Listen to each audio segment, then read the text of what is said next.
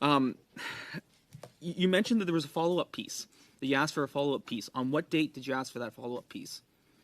I'm sure the follow-up memo is top secret and therefore unable to be shared with the committee.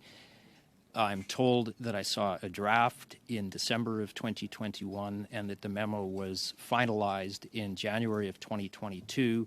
For the record, most of it has already been published by Global. In answer to the last question posed by Mr. Nader, you said that with respect to the follow-up to the July 2021 CSIS memo, that you saw a draft in December of 2021, and that that draft was finalized in January of 2022.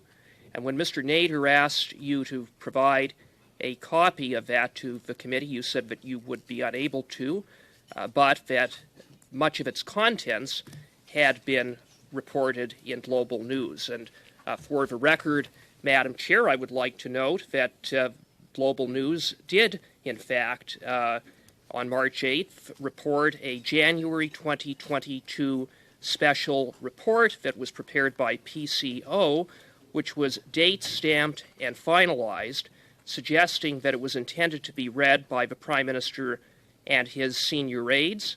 That memo, or special report, contained, among other things, that, quote, a large clandestine transfer of funds earmarked for the federal election from the PRC consulate in Toronto was transferred to an elected provincial government official via a staff member of a 2019 federal candidate.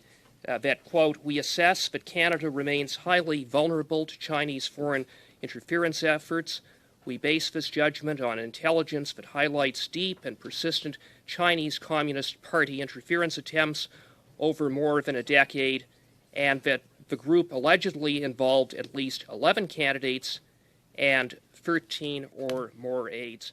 In short, Mr. Morrison, you have conceded what the Prime Minister and this government have repeatedly denied and attempted to cover up.